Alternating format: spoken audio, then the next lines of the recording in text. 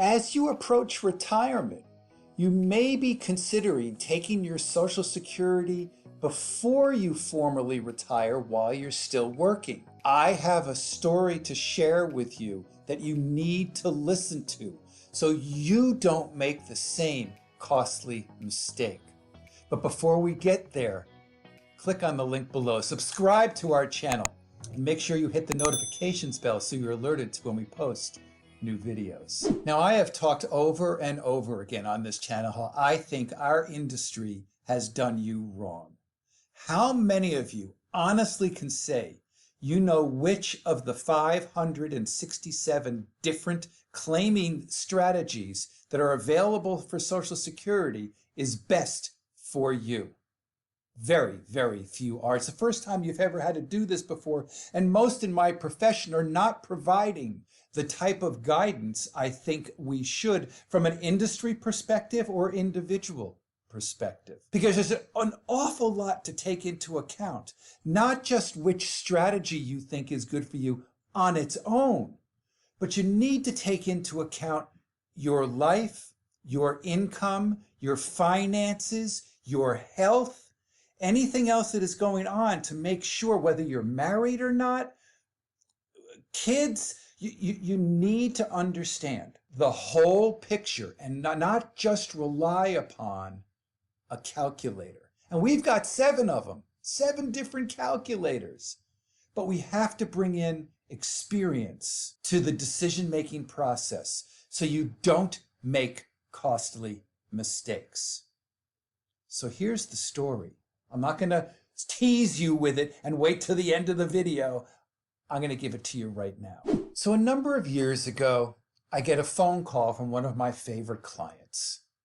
Bobby calls me up and she says, "You know what?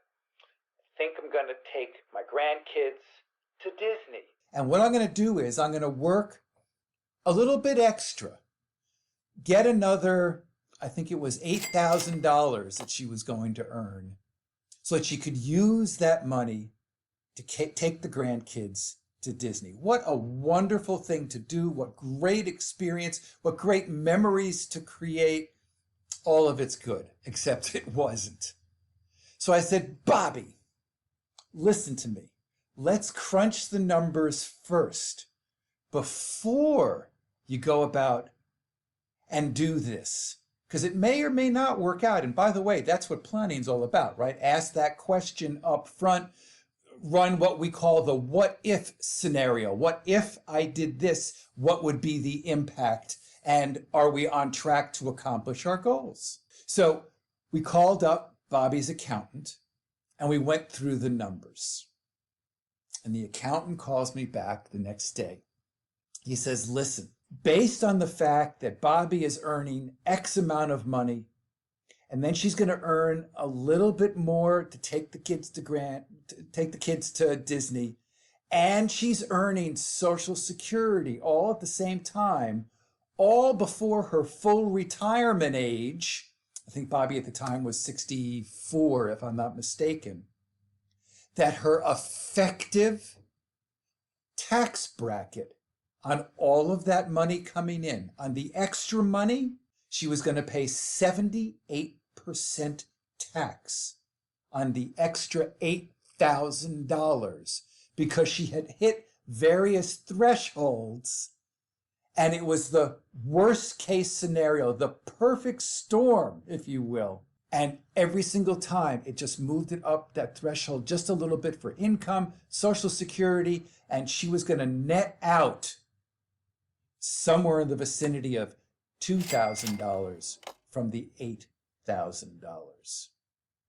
So, of course, we went back to Bobby and said, we need to find a different way to do this. And for her, we found a way, and we went into the portfolio so that she had the opportunity to then go take the kids to Disney in a different way to fund the trip.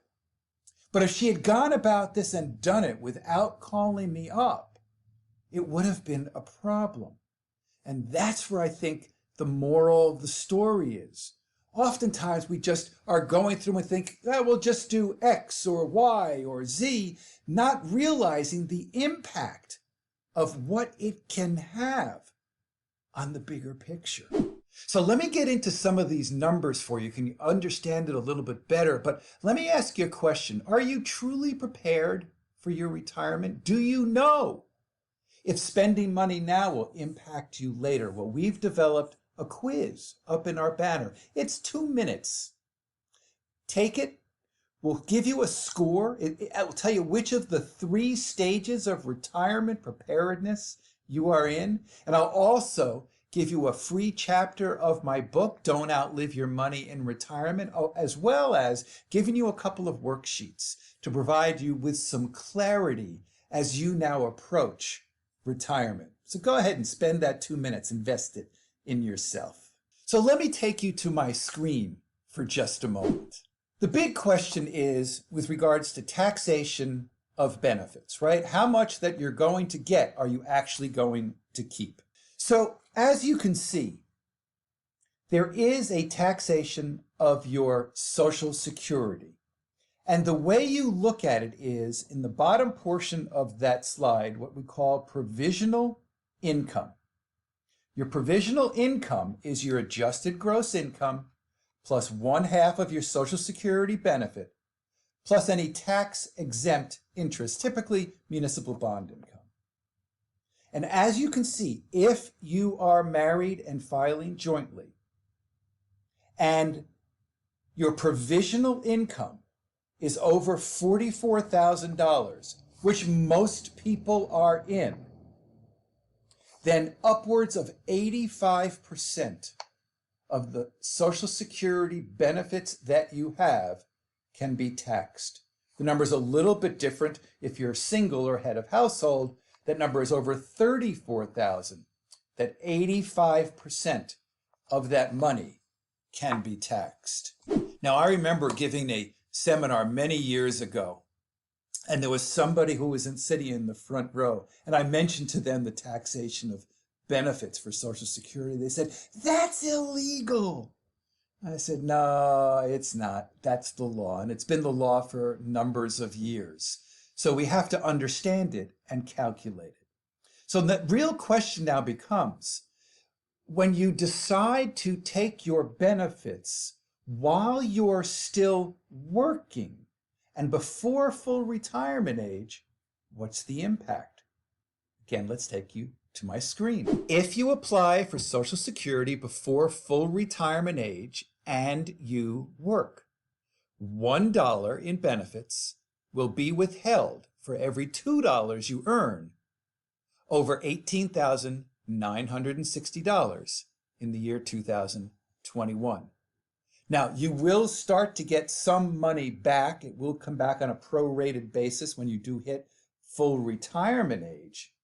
But it's very important to recognize that if you're looking to do this because now you need the money, that it might be a costly mistake. And you could have avoided it if you had done the planning necessary before you just decided, I can take it, I'm going to, and whatever the consequences are, they are. Again, the planning is real important here. More importantly, there was a study done a couple of years ago. It was a United Income study, and it said that 96% of retirees choose the wrong year to tap Social Security, and that most people are better off waiting until 70 to claim, though 43% of adults are actually better off claiming before age 70. The big takeaway from the study was that by claiming at the right time, more than half of retirees would see income in their 70s and 80s rise by more than 25%. It is complex.